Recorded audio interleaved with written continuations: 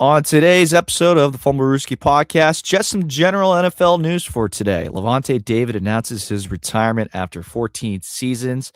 An announcement of where Super Bowl 63 will be taking place, some NFL schedule updates, and some other news in terms of, I guess, pertaining to some of the top 10 wide receivers in the league. All that and more. This is the Fumblerooski podcast. It may not have always showed it in the stat sheet, but you can see him making throws when he needs to make the throws. Back-to-back games where he has 3 touchdowns. Someone's got to get that 6 or 7 spot. He's an elite wide receiver as a rookie. Truly a lose-lose scenario for both sides. Welcome to the Fumblerooski podcast by Power 88 Dean Radio and Secret Weapon Consulting. We got CJ, we got Tuck, we got myself, Chris, in studio for today. All right. Happy opening day, of course, as well to all of our MLB fans that are tuning in today as well. I will most certainly be tuning in to watch the Boston Red Sox take on the Cincinnati Reds later as well. Well, technically it's not opening day anymore by the time you guys listen to it, but we're recording on opening day. So, but yeah, that's really the news in terms of the sports world outside of March Madness. It's a big day for sports. I love it. We'll see. We'll see about our Orioles because the one Your minute Orioles. I have expectations. They did what they did last season, and yeah, we'll see. They got Pete Alonso. It's all right. I hope so. I don't think he'll be the problem. No, I don't think so either. He's gonna provide a lot of run support for you. It's just a matter if your pitchers can do the job. I knew the moment Felix went down, we were like, we're fucked. But whatever. Yeah. We're going to start with some general NFL news. Well, it's really just going to be general for really the entire episode. But for starters, Lavonte David announces his retirement after 14 seasons in the NFL. A long and illustrious career for Lavonte David. Pretty much spent his entire career in Tampa Bay. Starting in 2012, started all 16 games. Every single game that he played in, he started 215 games, 14 interceptions, 2 pick sixes. In terms of the tackling stats, 177 tackles for loss, over 1,700 total tackles, 42 and a half career sacks. He was a 5th in terms of AP Defensive Rookie of the Year, 3-time AP All-Pro, two of them being second team. Only made 1 Pro Bowl, though, but as we know, Pro Bowl doesn't really freaking matter all that much anymore. But what a career that he had, including getting a Super Bowl back in 2020. Incredible career. Tuck made the, I guess to start, well, let's just talk about his career. I mean, incredible stuff, and definitely one of the better linebackers that we've seen in our day. I agree. He just didn't get all the allure and the accolades of like a Luke Kuechly or a Bobby Wagner. But when you talk about how good he was in his heyday, I think, in my opinion, I think he should go into the Hall of Fame despite not having the accolades of Bobby or Luke Kuechly. He played in the same era as them, so of course he wouldn't get all of the same accolades. But when you look at what he's done and you look at the statistics that he has and you look at the fact that he does have a Super Bowl, yes, I do believe he's a Hall of Famer at the end of the day. Not just by what I've seen, but based upon what the stats say and what his peers say and how everyone treats him. Yes, I do think he's a Hall of Famer at the end of the day. I'm not sure he'll get in first ballot. I'm not sure they'll give him that, but I do believe he'll get in at the end of the day. I think he's more than deserving of it, though. CJ, got anything to add for that?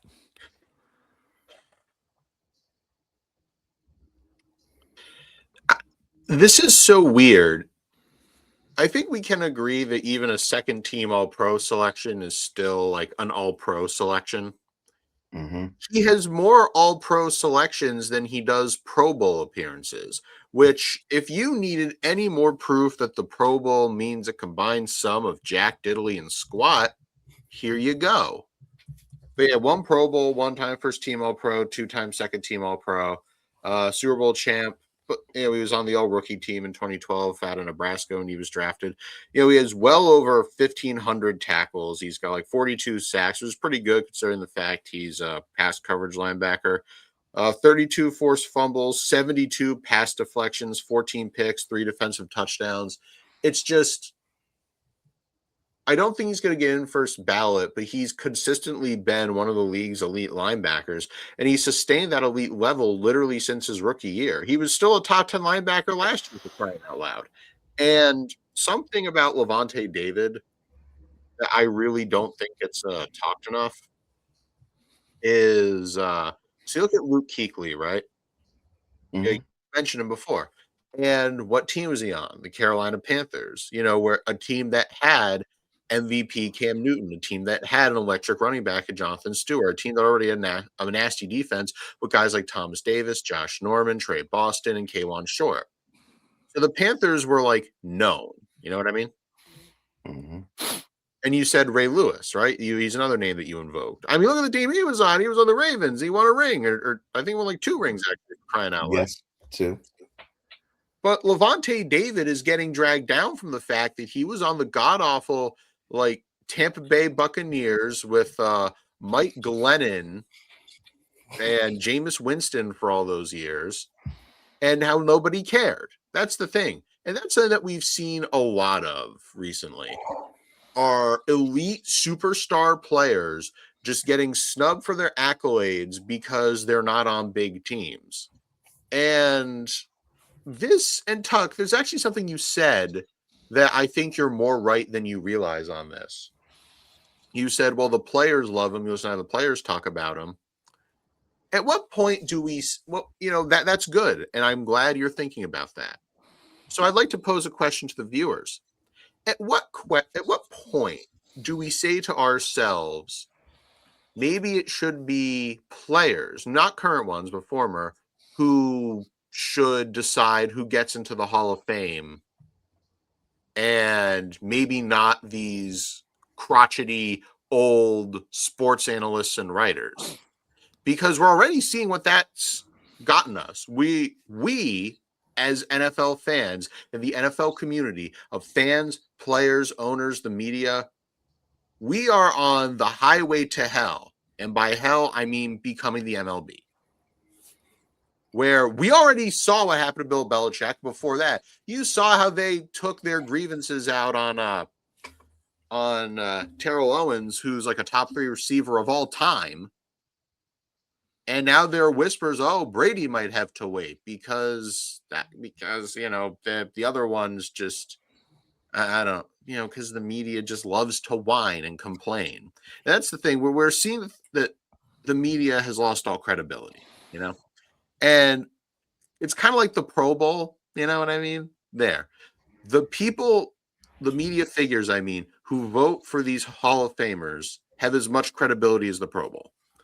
And it gets to a point where it's bad when the players' opinions, especially like the former players, right, the ones of that era, and the media, when they're on 2 different planets, you have a problem.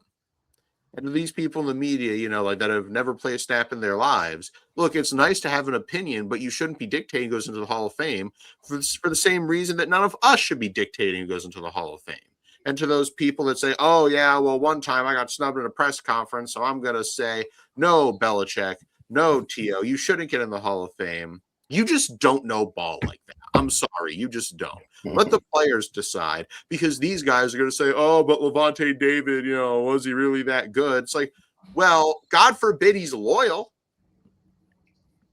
That's the thing, is that he was loyal. And he did end up winning a ring because the Tampa Bay Buccaneers were wholly irrelevant until Tom Brady headed south. So do with that what you will. I do believe he's a Hall of Famer. And once again, we got to let the players vote on this one. I'm sorry. Yeah, no, I mean, I would have to agree with all that. extremely underrated, and the statistics that he came up with, of course, really do stack up with some of the best that have ever done it. Even without all the accolades too. And just the fact that he did it all with the same team as well you have to commend him for that. You have round of applause for that. Round of applause. Because let's be real, we don't ever really see that ever anymore.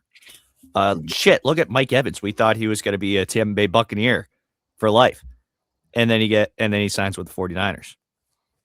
It's like you just never see it anymore. One jersey there's really no more one jersey guys at this rate, unfortunately. But yeah. Anything else we want to touch on from Lavonte David? Where would you rank him inside of like linebackers as far as like his peers? Because I think he's top 5, but the issue is some of his peers are kind of like all-time greats. So that's where it's like, yeah. I'm trying to think. For an example, it would include Kuechly, Wagner, Warner, Mosley, and then David Warner. Huh? Fred Warner.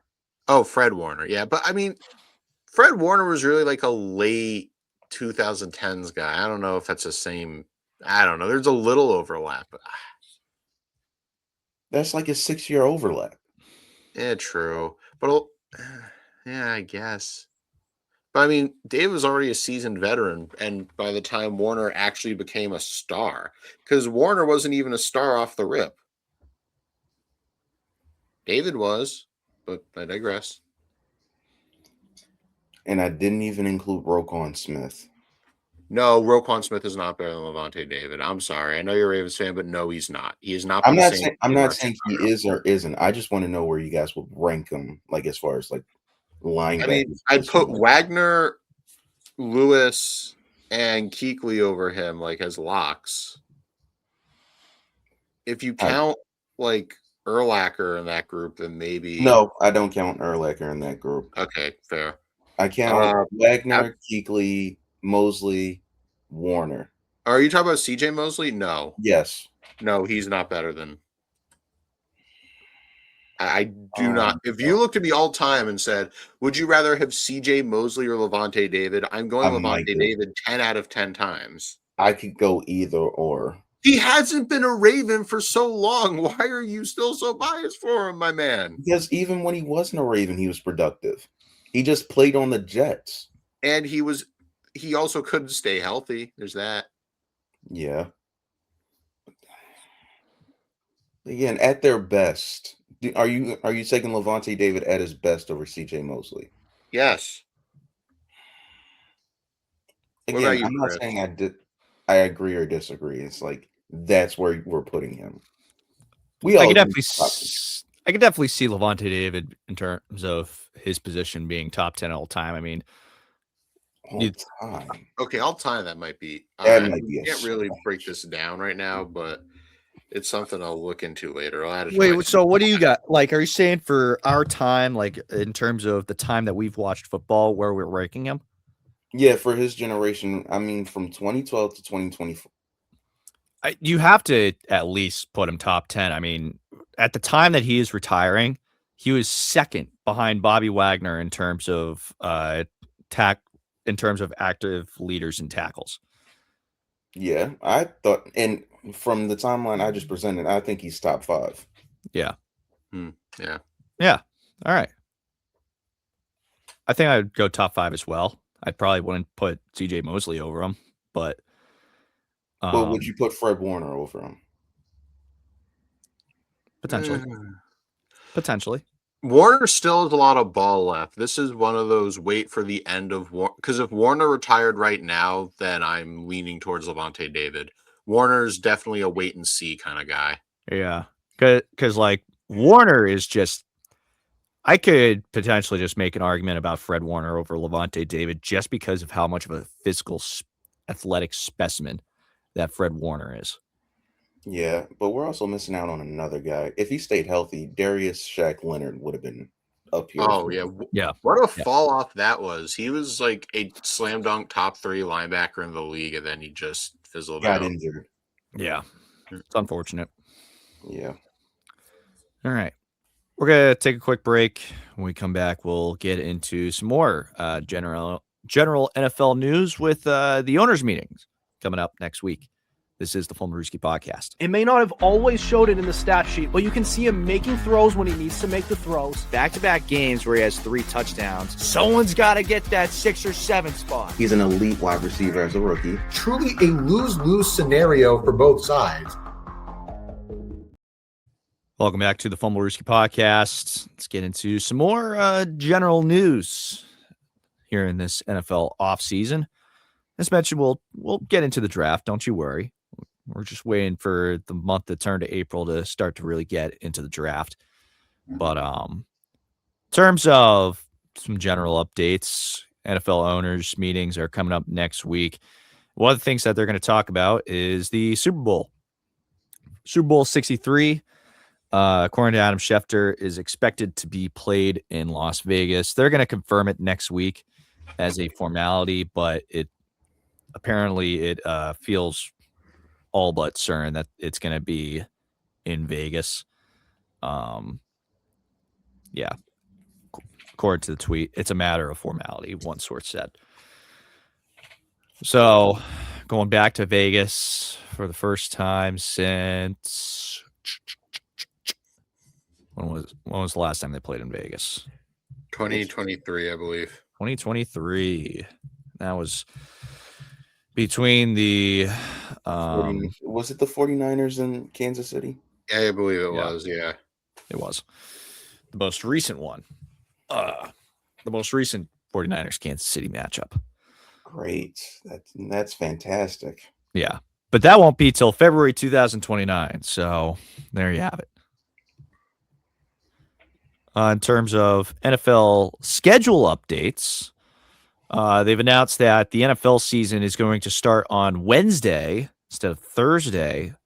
Wednesday, September 9th in Seattle. They haven't figured out who Seattle's playing yet, but I would assume it would probably be like I would have expected them to play the Rams, but the reason why that they won't play the Rams because the Rams are going to be playing against the 49ers in Australia.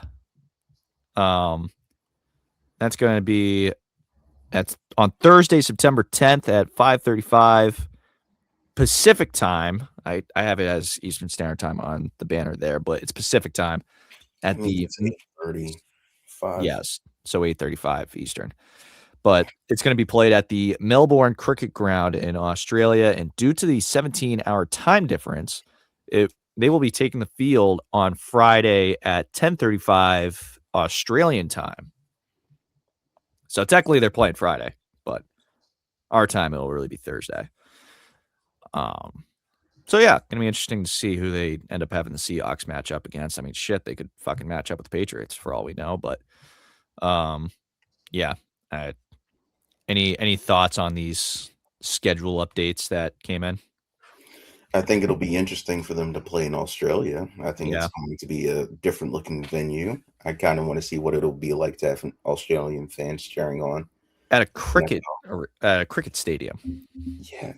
I wonder if they'll be like, I thought we were here for cricket. What the hell is this? There's a football game going on during my cricket match. Why are they tackling everyone? This isn't rugby. Why are they? Where are the sticks? Where are the paddles? Why is the ball a pigskin? I now I really do want to wait, and I want to see. Now I really do. CJ, you got any thoughts?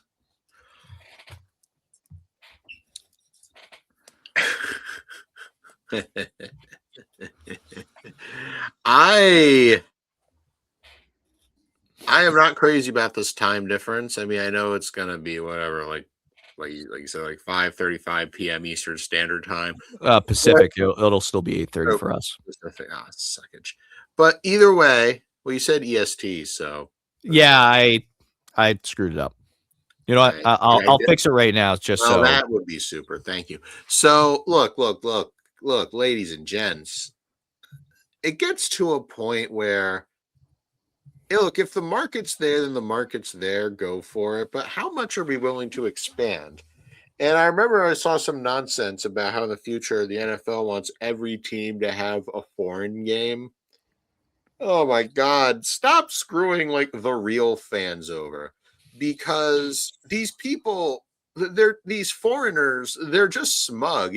Every time the Super Bowl rolls around, you have some European folks like, "Oi, governor, look at this graphic, and more people watch the World Cup than the Super Bowl they do."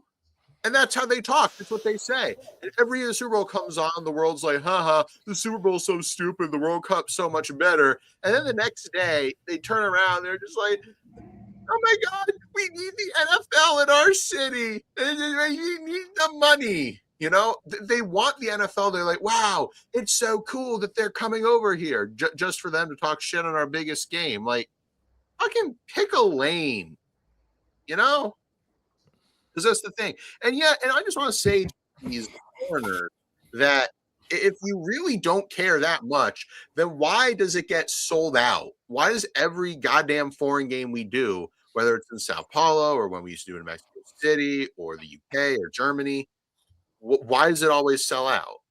And, I'm just saying, like, if you want to see it, great, but like, that like every Super Bowl, there's that stupid graphic that gets thrown around about the viewership that the World Cup gets versus the Super Bowl. It's like, Super Bowl, and they always love to shit talk us Americans and say, like, oh, football's not that popular outside of the US. It's like, yet you beg it to come to your country. Look at you, goddamn kangaroo riders. No, I'm sorry. Wow. I'm sorry. Wow. I will say though, Australia, what I will not apologize for is fairy bread looks ridiculous. I'm just going to keep it a buck. It is. It looks ridiculous. Oh, Tuck's Googling it. You know what it is? It's a piece of bread that they put butter on and sprinkles. That's what that is. No, I'm sorry. When you eat that, you do not get to criticize American football. That's just the way it is. See, Tuck, you thought I was screwing with you, but see that? It's real. It's just a simple nostalgic treat, apparently. Nostalgic for who? Who ate this? Australian. It's nostalgic for their mothers. Australian people and New Zealand people eat it. Yeah, well, look, my point is also, I don't know, man. Look, I got no beef with the people of Australia. It's just everything in Australia is going to kill you, Like they've got giant spiders, giant sharks, giant like hornets. Everything there will kill you. I'm pretty sure even the koalas will kill you if you leave them alone long enough. You turn your back to them. They're called drop bears for a reason. I'm pretty sure they're still. I don't know, but I'm just saying, like, come on. Because every time I see a football post, there's always at least one smug European saying, soccer's so much better. And then, but they're also saying people that go to these games. So come on now. And the reason that I'm so upset about this is because they're screwing over, the actual real fans in the United States. And look, if the NFL thinks they can make money from it, then by all means, like, you want to expand the audience, sure. But I don't know. Just don't forget who got you here, is all I'm saying. It just doesn't, like, these foreign games just don't hold the same like weight anymore for me, because it's like it used to be special. Because I remember, like, what, 10 15 years ago, Pats played the Buccaneers or something like that in London, and that was like one of only 2-3 games that were played in London that year, and that was like, oh, this is fucking awesome, like the Patriots are playing London, like da da da.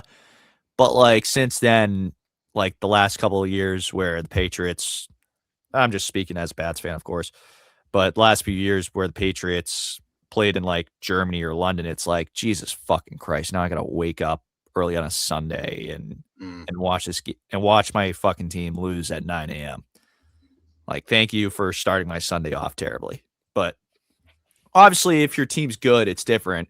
But I can't even imagine the Jaguars fans, like, The London game is probably just like another game for them at this point. It doesn't hold any meaning because Jacksonville just plays in London every fucking year. Yeah.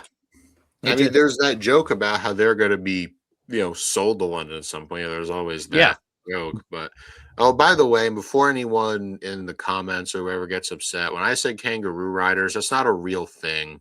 That's not a real term. I just came up with it off the top of my head. So, preemptively shut up. Yeah. All right. I mean, when it does go to like these newer locations, it's like, all right, that's cool. That's cool. But it's like I said, just if this was one of those like once a year or two or shit, like once a month, let's even if it was like once a month, like pick a Sunday in September, October, November, December. Shit. Fuck December. Just September, October, and November. Pick 3 Sundays, one each, and those are your international days. Other than that, like, piss off. Yeah. All right. Let's move on. Ian Rappaport, I'm kind of just going off script for a second here because Ian Rappaport retweeted something with saying, "Oh, question mark, question mark." So I had to tune in for it real quick. I'm just going to share my screen because I'm just going to, this is a new tool that I'm going to try to utilize more often, not just for Immaculate Grid, which, yes, we're going to do Immaculate Grid later. Let me just find this real quick. All right. So Washington made a new tweet earlier. Christ, let me pause and golly, let's go full screen. Man, people listening on Spotify are going to have no idea what's going on. Yeah. Yep. So they posted this video, and it seems they're going to make some sort of uniform drop on April 15th. All right, you guys ready?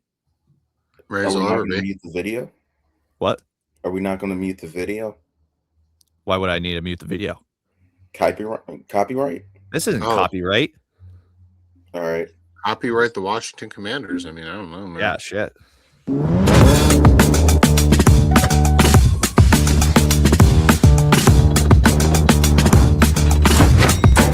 Basically, the guy on Washington team stuff that bring up Rydell and Nike walking this up to the Washington Commanders. New uniforms. April 15th. Why not? That's okay. That is. We're not gonna get copyright because of that, right? If No. so, like, no offense, Commanders. Like, I'm sorry. I doubt we will. But hey, new uniforms, April 5th. The world is healing. Hopefully, I'd like to see the Commanders go back to like the old uniforms. Obviously, like not go back to like the Redskins, but just like the uniforms that they had during the Dan Schneider era. Low key, I kind of like uniforms were good. they Just already the had. arrow and the owner were just so bad. Yeah. What'd you say, Tuck? I like the black uniforms that they had. Now they're not going to wear them anymore. Well, I like those uniforms too. They I could use a variant of that. They just not the same numerals, but they could do something like that. I don't know. Or just keep what they have. Keep those black uniforms as your alternate. Like that's good too. Yeah, because I think their alternate will be like a retro version of like the Washington Redskins, like the one. I don't know, like there's a version of it that they wore from time to time that I kind of liked, but it was kind of like a retro look. I think that might be an alternate. They were wearing like some sort of 80s alternates a couple times this season. I remember that for some home games. So I mean, maybe they go back to it. Maybe they got a lot of good reception and team was like, screw it, let's go back to it. Why not? And like look at the Titans, for example. Like they had a rebrand, like they had a complete rebrand, and a lot of people enjoyed it. A I don't think I saw a single negative review. So maybe we're maybe this is the start of teams gearing back to the 90s or something like that. Which we had this discussion when we were talking about the Titans rebrand. Like, I would love to see some teams go back to their 90s looks. Like, because some of those 90s looks look a hell of a lot better than the 2025 looks. Yeah, but who would have the nerve to do it? Shit, give me the Patriots. Give me the flying Elvis on the shoulder again. Give me the modern colors and the flying Elvis on the shoulder. Yeah. They're not doing that. They've already and those numerals. Just make the numerals a little bigger. Yeah. And don't tell me that they just did their uniform change, because they also basically, like, the last time they did an actual rebrand was in like 1998. Mm-hmm. And that was when they just changed the colors, because they went with the flying Elvis just all throughout the 90s, but with the more royal blue and red. You know what? Screw it. Give me the royal blue back. Just give me the royal blue back. They're not going to change. They're not going to change. At least give me those as the alternates. You don't like Why the red is it ones? so much to ask for? Two Like alternates. uniforms? There's plenty of teams that have two alternates. Shit, look at the Chargers. They have like 5 different jersey combinations for home games. Mm-hmm. They're the Chargers. You are not. They have way too much swag. Yes, and I'm glad we're not the Chargers. Thank you very much. I don't know what point you think you made, but you just cooked up a big old nothing burger. I was about to say, which one do you want to be? Do you want to be the Patriots with all the rings or the Chargers with all the rings? No, I want to be the Patriots with all the rings. No! No, you cannot. Okay. What? Why? No. What arbitrary rule just means now you have too many rings? You can't have this many uniforms. You can't have a cool uniform. Agent logic is that. There are actual uniform rules in place to where they can only have a certain amount of uniforms that they can change into. So then why do the Chargers get to have all those? Because we got to feel bad if they're Los Angeles' redheaded stepchild? Hey, there's no more helmet rule anymore. You can't just have one helmet anymore. Mm-hmm. Yeah, you can have multiple now. All right, so you want a full change for the Patriots? Yes, the entire fan base wants a fucking change. We're sick of the moment that Brady left the Patriots and they announced that they were going to go with new uniforms. I was like, fuck yeah, why not? New era, let's do it. And then I saw that they're just doing the color rush uniforms. Like, please kick me in the nuts more. I mean, I'm gonna be real. I don't hate the unis. Like, I might be the only Pats fan that doesn't hate them. Like, I think they're fine. Like, I don't love them, but I think they're fine. I like the red on top. That's cool. The white versions are actually pretty cool, though, and I'll die on that hill. The blue with the silver pants is always classic, but I think we are due for a rebrand. I think that's my issue, is that they went away from the gray pants for so damn long, and then they brought them back, and now I'm like kind of back in, especially with the white on gray. The white on gray is so fucking clean. So clean. Mm-hmm. I'm so happy I'm a Ravens fan and I don't have these problems with uniforms because we're obviously top 5. I don't care where you rank us, but we're top 5. No, you guys got some sick unis. I've always been a fan of you guys on that end. Yeah. Especially the All Blacks. The only problem with unis is that 2015 uni with the yellow pants. And that was gross, dude. What was that? And believe it or not, that has a fan base in our group, in our fans. Some people actually like that. Well, I guess those are eating the paste in Baltimore elementary schools. Good Lord, those are the sickos and perverts of the NFL right there. Mm-hmm. But I'm fine. But I'm not gonna lie, if Jacksonville just stuck with the aqua uniforms, I wouldn't be that mad. If they just returned to what they once were, I wouldn't be that mad. As long as they don't return to those Saxonville era helmets, they couldn't even the gradient there.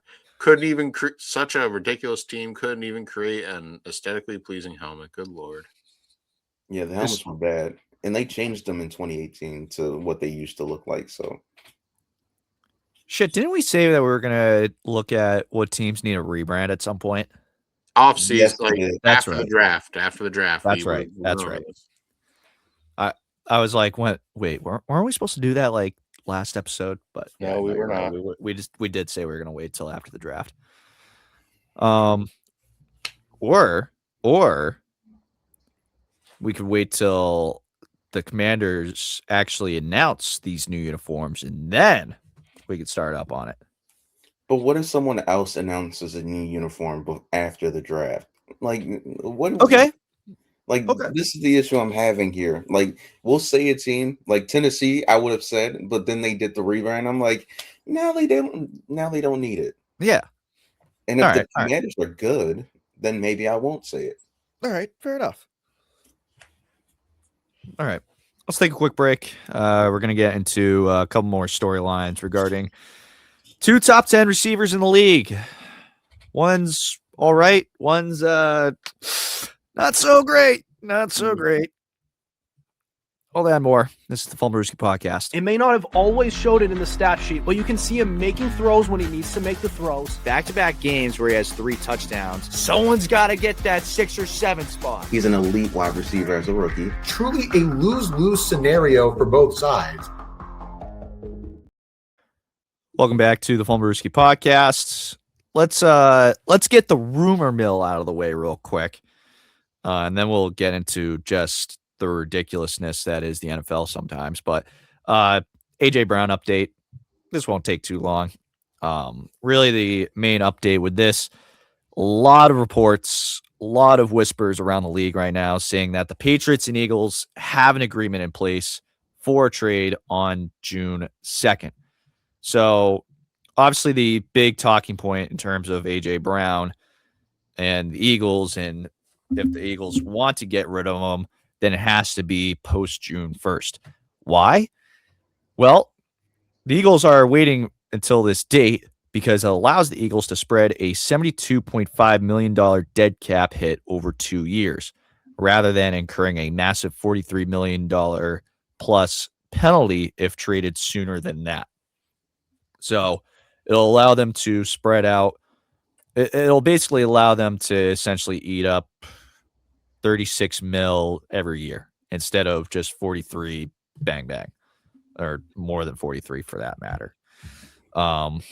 And of course, the Patriots, as we've mentioned, and as you know, have been a massive suitor for AJ Brown and have really, really been chomping at the bit on this, especially basically since the season ended. Really, actually, since the trade deadline, if we really want to go that far.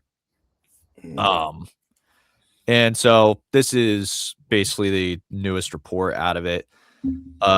Mike Florio was also just on Tommy Curran's Patriots Talk podcast. Tommy Curran, a Boston sports beat writer.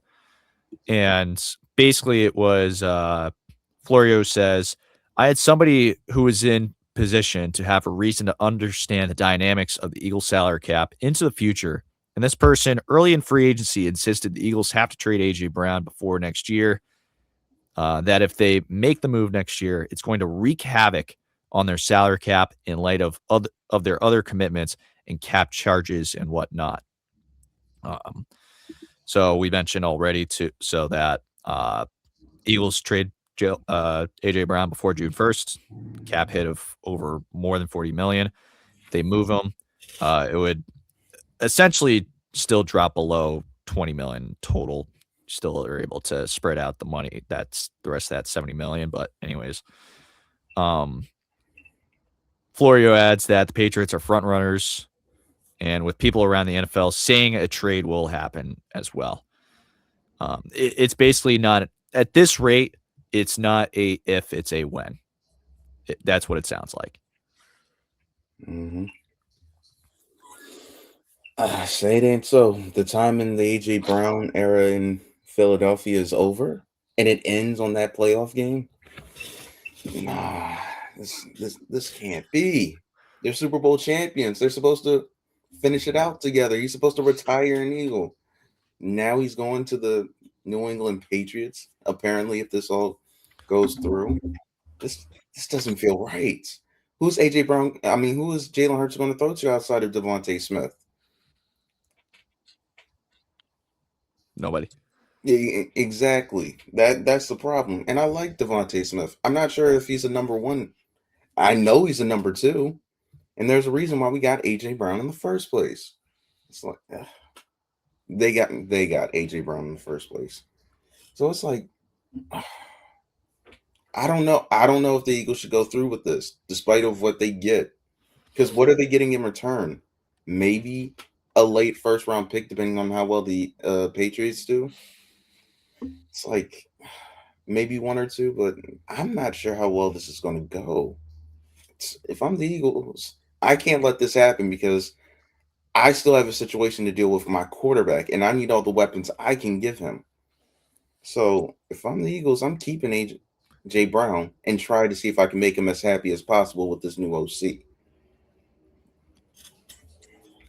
CJ, before you make your take, even if the Eagles decide to wait till 2027 to trade him, it's still going to wreak havoc in terms of their cap because they will not be getting as much relief, as much cap relief if they wait till the 2027 offseason to make the trade.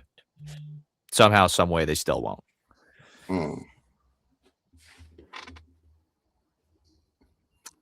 I don't think this is going to happen. I just don't. Unless this has been corroborated by one of the big dogs like Schefter or Rappaport or Pelissero, then I don't care. I just don't. And even if they do have a trade in place right now, as a Pats fan who's been a Pats fan my whole life, I can tell you this right now. Whether they were winning or losing, never, ever underestimate New England's ability to fumble a wide receiver. New England has a severe fumbling problem when it comes to wide receivers. Like, they get them in the building, they're right there. But what do I always say every year? They're always the bridesmaid, never the bride. That's why. They're always runner-up in whatever receiver sweepstakes, no matter what. Like, honestly, and as a fan, you have every right to get angry. And look, and I'm not going to lie, at least they're trying, which is more than I could say in years past where they were just getting gun shy about getting receivers. But this is becoming a problem that you just can't ignore anymore. Like, and this is regardless of how these receivers turned out once they left their current situation, right? But think about it. Odell Beckham, swing and a miss. Julio Jones, swing and a miss. DeAndre Hopkins, another swing, another miss. Brandon Ayuk, nope. DK Metcalf, nope. Alec Pierce, most recently, nope. And then when there's finally a glimmer of light at the end of the tunnel, you finally land Stephon Diggs. Haha, just kidding. 1 year rental. You will go back to the wide receiver 3 mines. They say as they zap you with the cattle prod, they say, get back to work, get back to work. You're going to the wide receiver 3 mines. All you will have are 2s and 3s. You will own a wide receiver 2 or 3, and you will be happy.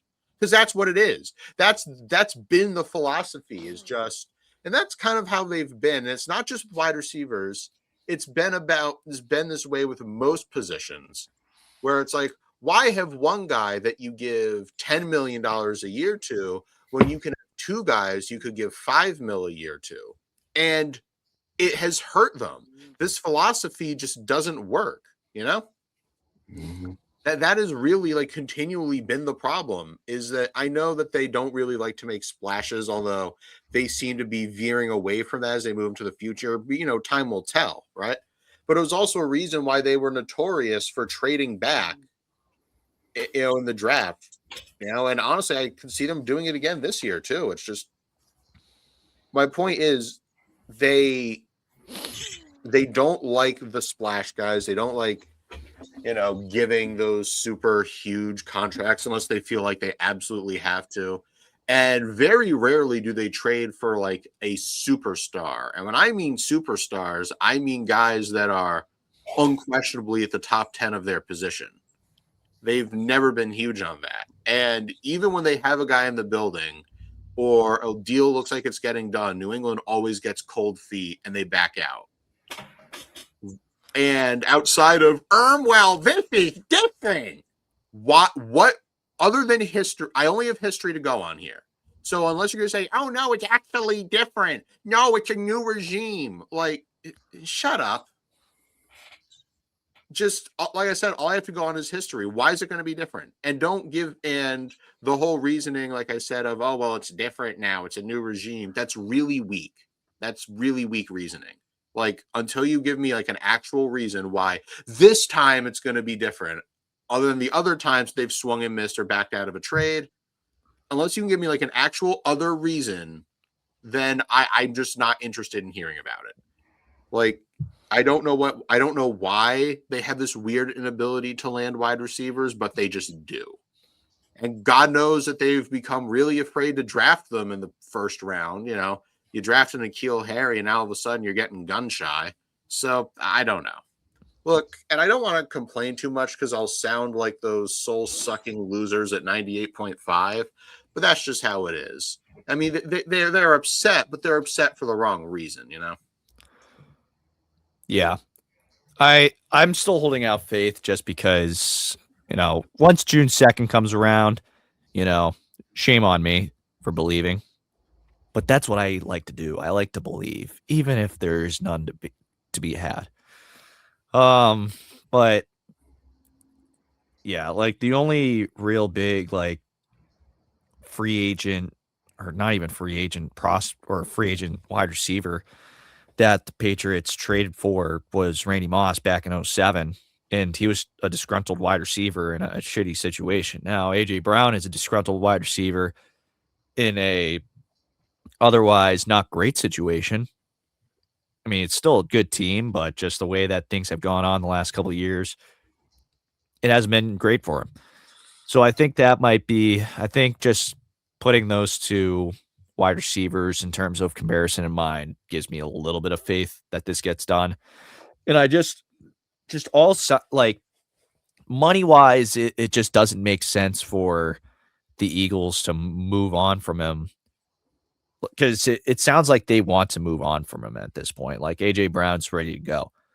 And it's just like if they don't move on from him sooner than later, then or if they do move on from him sooner than later at this time frame or in this time frame, then they'll help themselves out a lot more than holding on to him for another year or getting rid of him now. So financially, it doesn't like I am now talking from the mindset of the Boston Red Sox, which fucking sucks because I hate the way that they do business. And it's looking at everything in a financial mindset, and it fucking sucks. But all right. I also just watched a video last night about the Red Sox too. Not to turn this into baseball, but I just watched a video about how they look at everything like it's a fucking financial asset, including players and whatnot. It just pissed me off. Anyways. So Puka Nacua is back in the limelight, unfortunately. So back in December, he was on what's his face's stream doing a Aiden Ross. Aiden Ross, thank you. He was on Aiden Ross's stream doing the Jewish meme where he's rubbing his hands together, anti-Semitic. He apologized for it, but it turns out he was in some other bullshit that happened. Oh no. I'm reading this straight from the LA Times, and the headline: Puka Nacua denies woman's claim that he made anti-Semitic comments, but says biting her was horseplay. Nice. Puka Nacua's attorney denies he made an anti-Semitic comment during a New Year's Eve dinner in Los Angeles. The accuser filed for a temporary restraining order, alleged the Rams receiver bit her shoulder and her friend's thumb during the evening, and the allegations come after Nacua apologized for the anti-Semitic gesture on a live stream. Also, in December, boy, this has been quite the last 4 months for our boy in LA. Yep. 3 months.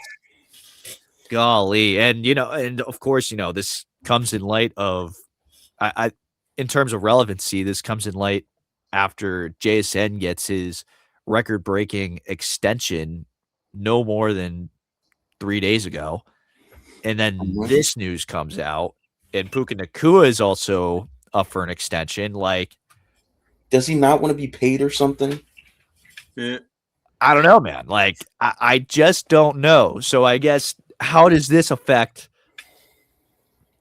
the amount of how does this affect what the Rams are willing to pay Nacua in terms of an extension? Because on Tuesday, we were talking about how JSN is paid the highest contract of a wide receiver in NFL history, and that Puka Nacua is more than deserving of getting that money as well, maybe and then some, and that we could very well see a new record-breaking deal next week potentially. But now this news comes out, and I'm not so sure that we're going to see another record-breaking deal in terms of Puka Nacua's extension.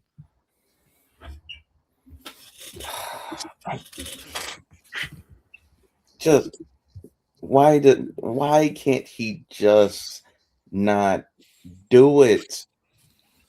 First off, they can't do it right now, but because of the cap space. But I do think if they were able to move things around, they could do it. Second off, why do you not want to get paid, Puka? Why do you choose the worst times to be a hindrance? What is going on? First, on Thursday Night Football, you get called out for your anti-Semitic gestures. Now, during the all season, when you literally don't have to do anything, you're in the news again for anti-Semitic things. It does he have something against them? Like, what's the issue? Like, why pick this season to be a problem? I I don't understand. I don't. He is one of the best receivers in the game, and yet he's one more Antonio Brown thing away from being out of the league. I swear to you, this is not a good look. Yeah. Just reading more on this right now. So apparently, the woman in question that filed this temporary restraining order is a woman named Madison Atiabi. Apologies if I pronounced your name incorrectly. But apparently she was after this dinner that she had with Puka and her friend. Said she was in a car with Nacua and others when the Ram star bit her on the left shoulder, leaving a substantial bite mark that was I saw the photographed. bite mark. It was brutal. Yeah. I don't have the photo ready to go, but Nacua also is alleged to have bitten the thumb of her friend so forcefully that she screamed in pain. Like, He's not behaving like he wants to get paid. what the And if hell? and you know who the real loser of this situation is? The Rams. Because if you give him an extension, regardless of the fact that he's a top 5 wide receiver in the league at worst, then everyone's going to be looking at you funny. You know, it's kind of like when you pay a player who's objectively not a good person a big contract and it's viewed as like selling your soul, right? Yeah.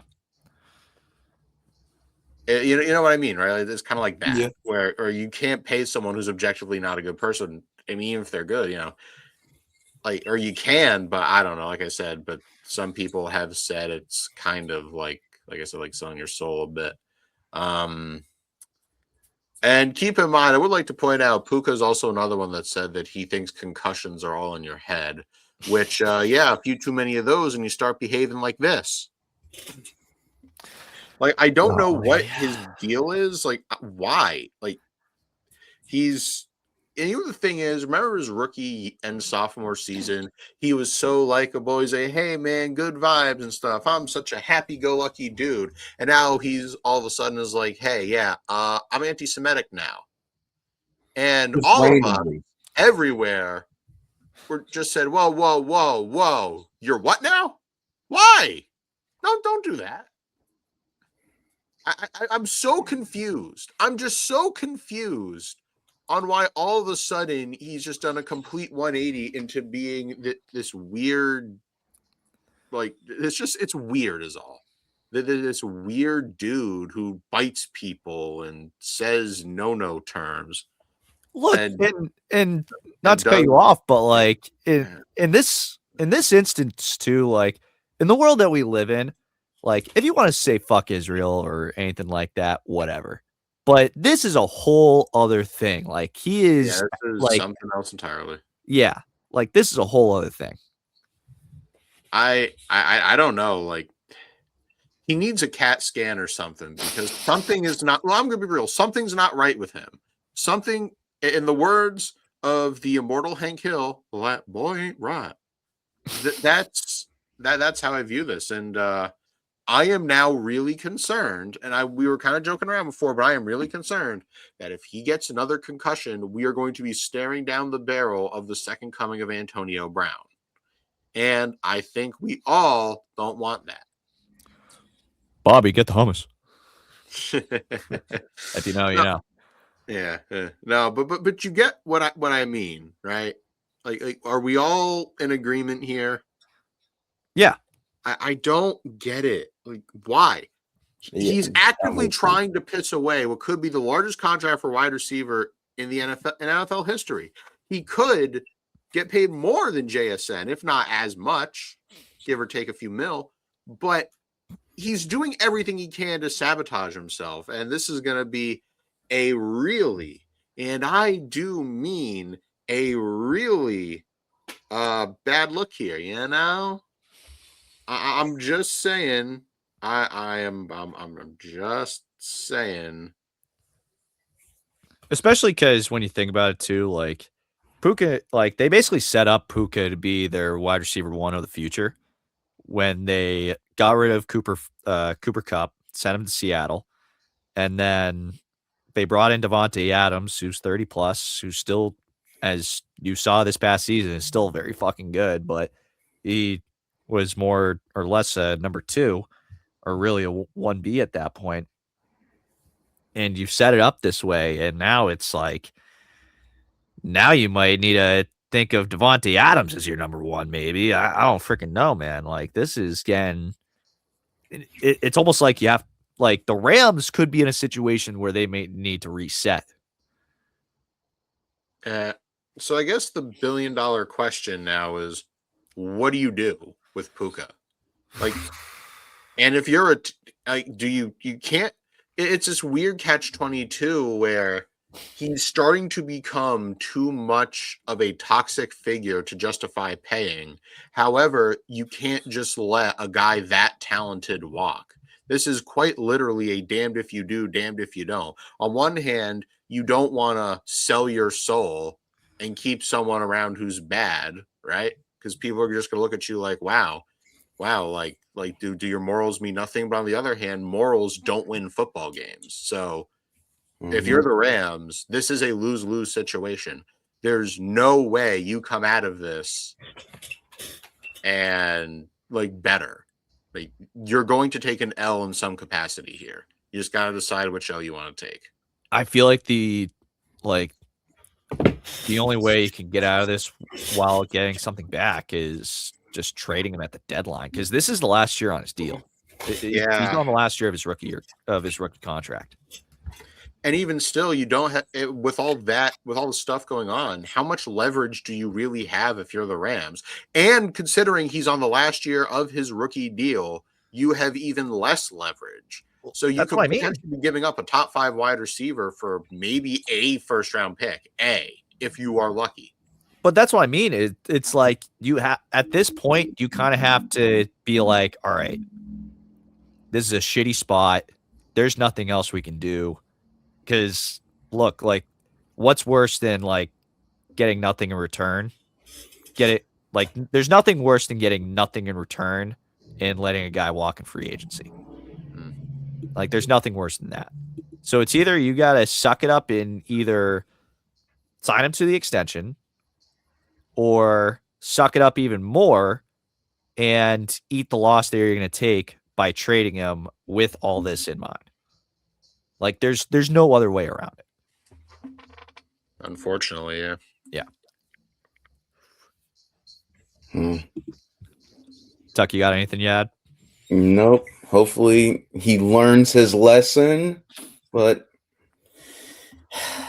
hopefully he learns his lesson, but I'm not sure he will, but I do think he'll still get paid. I'm telling you, You'll get paid by somebody. yeah, probably. It's just I know he hasn't even been in the league a full 4 years, but I miss the old Puka, you know? That's what it is. I miss the old Puka, you know what I mean? Like the non-problematic Puka, the set on his goals Puka, you know what I'm saying? Yeah. Yeah. That'd be nice to have back. Mm-hmm. All right. That's all the scheduled content that we have for you. Anything else before we move to Immaculate Grid? No, Nope. not really. Actually, Joe Flacco signed a one-year deal with the Bengals. I didn't want to talk about that. I didn't want to talk about that. Sorry. Congrats to Joe Flacco for extending his career. Can't believe it's with that team, but I digress. I can't believe Joe is still wanting to go, which, speak of the devil, we got a couple here where we could go Joe Flacco because it's Jets, Panthers, Jets, Bengals, Jets, Giants, Ravens, Panthers, Ravens, Bengals, and Ravens, Giants, and then a lifelong Panther, a lifelong Bengal, and a lifelong Giant. All right. I was studying last night. I was telling Chris off camera that I went through like all these rosters from like back to like 2000. No, this morning I did. I did this morning. Like I woke up. I'm like, all right, I'm gonna cram. It's like when you were a children. Back when you were a children, you would cram before a test. It was like that. Yeah. So I think I have one for Jets Panthers if we want to start there. Let's start, please. Patriots legend Chris Hogan. Great poll. Good poll. 0.4%. Let's go back. I didn't realize he played for the Jets. Yeah, he did. How long? When? Bengals. I don't remember, like 20-something, 2020, 2021. I don't remember. All right. For a lifelong Bengal, what do they consider lifelong? Because this one guy, that draft bust Achilles Smith, he only played for like 4 years. I mean that's the thing. It's like, I'm trying to think of how loose or tight the rules are here. Well, you only play for one team in your career. That's basically it. Fair. Well, there he is. Well, technically, I'm looking at the current crop, and it's would T. Higgins suffice? Yeah, I don't know. No, I do think that I think it would. Would it have to be current or form? Yeah, because all the Anthony Munoz, but I'm not sure if that qualifies. He's super well known. That's why I'm like, do we even? I mean, I think we also proved played 4 years. And I think we also proved that guys in the 70s and 80s are a little bit more or less known to. Well, thankfully, okay, but I'm telling you, man, only 4 years. He was a draft bust. You gotta trust me on this one. So which guy might choose another team? Achilles Smith, huge draft bust. Only played 4 years. AKIL. Yep, there he is. Come on, show me the money. 0.3%. Show me the money, CJ. Come on. I'd say the most obvious Panther Raven would be Steve Smith Sr. Yes, but I'm saving that for later. What about they had this lineman. Bradley Bozeman? No. Gino something. Bradley Bozeman was also another one. No, he was. But this guy was named Gino something. Gino Gradkowski, something like that. I remember he was on the Texans and the Panthers. Tuck, was he on the Ravens? He would have been a backup. He would have, but that name doesn't sound familiar. Forgive me. Fair. Because I think he might be related to Bruce Gradkowski. I don't know, but I remember he was on the Texans, Panthers. He might have been. I think I saw him on the Ravens this morning, but when I was looking through rosters, but I don't know. Gradkowski? Yeah, Gino Gradkowski, the center. He would have been a backup behind whoever you had before. He would have been a backup for Jeremy Zuda or whatever his name was. You remember the center you had back in the day. Damn. As for the Ravens players, Ravens Giants, I got a funny one for you. Yeah. Tuck. Wasn't Devontae Freeman a Raven? Because I know he was a Yes, Giant. was. Devontae Freeman was a Raven.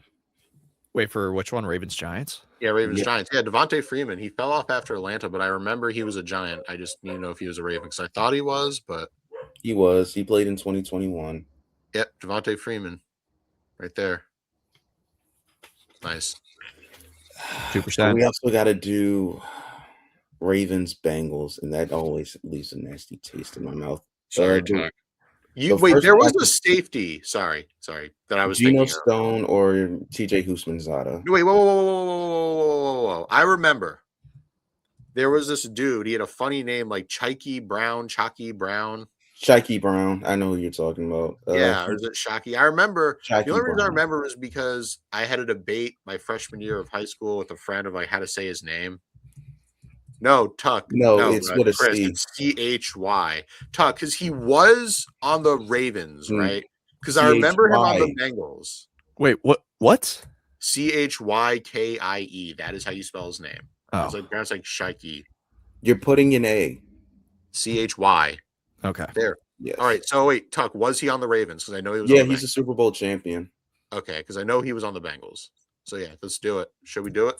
Yep. 0.06. Oh my God. Thank you, Tuck. Because I was not sure he was on the Ravens, but I knew he was on the Bengals. Yeah. A Raven and a Panther. Steve Smith is obvious. Honestly, Yes. part of me kind of wants to go with that Gino Gradkowski pick for Ravens Panthers.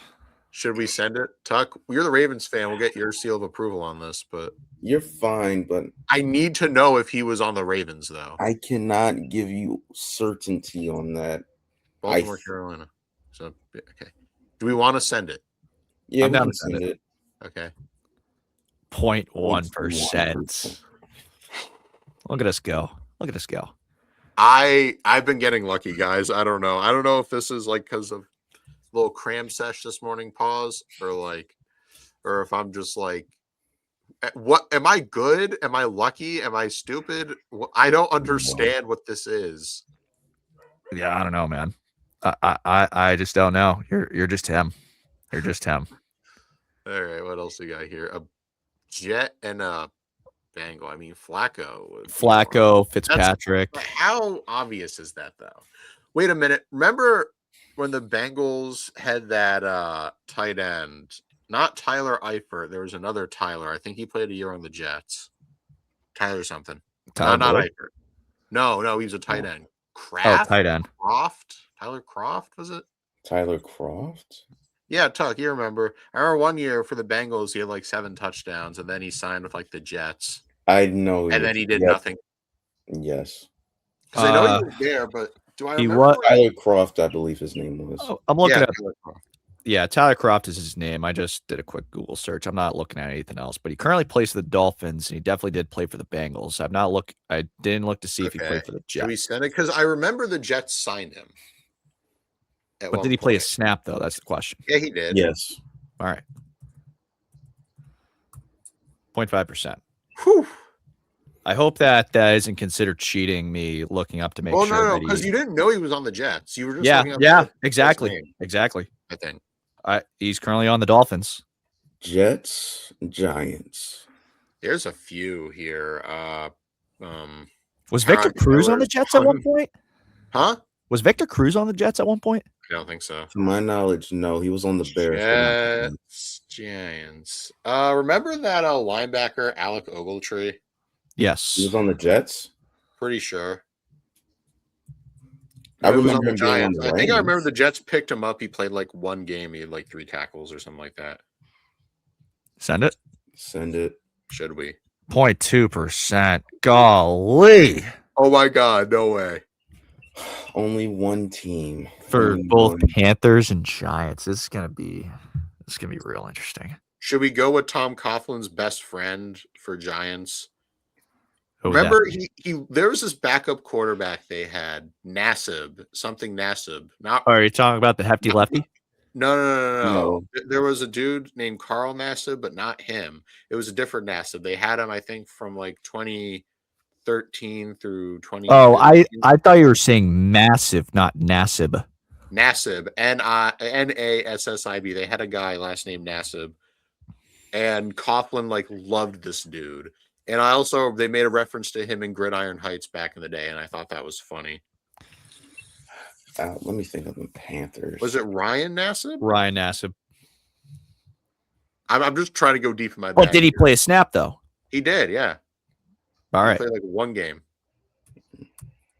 0.07. 07. God. Oh man.